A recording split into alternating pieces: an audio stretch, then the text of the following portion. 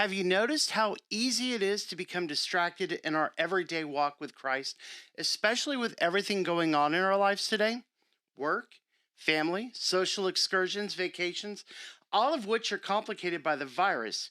Is it any surprise that pastors are reporting a drop in church attendance?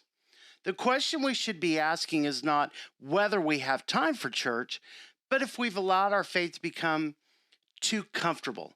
Have we become so accustomed to our daily routine that we've become distracted from our real purpose and permitting our relationship with Christ to suffer as a result?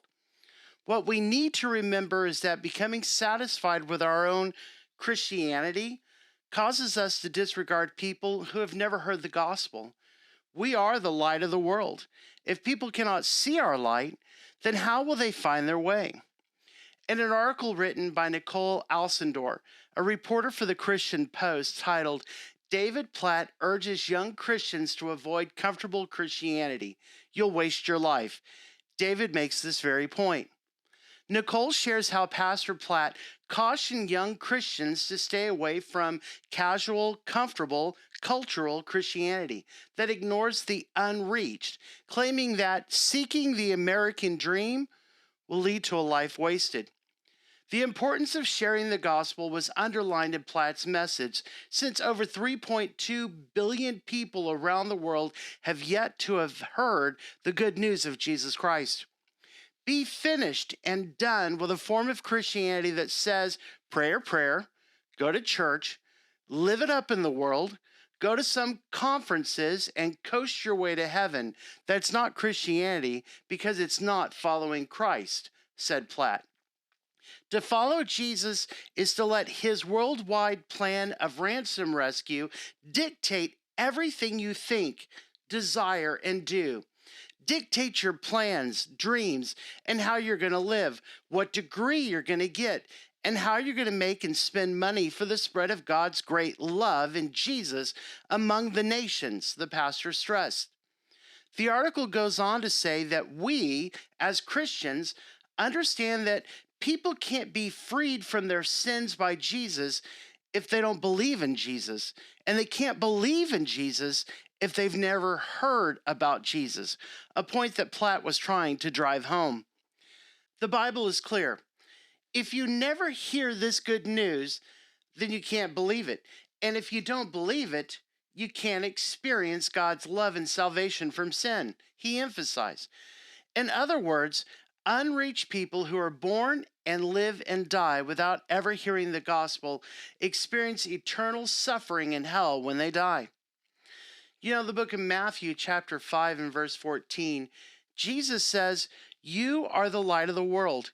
A city situated on a hill cannot be hidden." This isn't just about not attending church or reading our Bibles. Christians can allow their light to be extinguished in a variety of ways. It happens when we choose not to speak about biblical principles or Christ when we should. We may also accept the status quo so as to not rock the boat while ignoring the truth. Other times, we allow our sin to detract from our ability to witness for Christ. Often, considering our current culture, we choose not to correct others about the facts. It can even happen when we overlook other people's needs. In John 1, verses 4 and 8, Jesus remarked, "I am the light of the world," referring to himself as the light of all humanity. "Those who follow me will never walk in the dark. Instead, they'll walk in the light of life." The disciples of Christ must live for Christ, shining brightly in a dark world and exhibiting what it means to be a disciple of Christ. Who could possibly conceal a city perched atop a rocky outcropping? Lanterns glowing from behind the building walls emit a light visible for miles at night.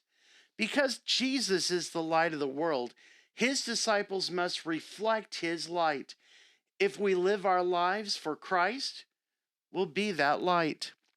You know, I remember once I was asked how I was doing, and in my own humorous way, I replied, if the Lord put another 24 hours in the day, I still wouldn't have enough time to get everything accomplished. The sweet sister merely looked at me and responded, "Maybe if you took the time to seek God's help, you'd find that there's plenty of time to get the work done." I'm Daniel Lee. Thanks for tuning in. I hope you'll take a second to smash that like button, and if you haven't, please subscribe. I'll leave a link to this article in the description. Remember, study to show thyself approved unto God, a workman that needeth not be ashamed, rightly dividing the word of truth. God bless you.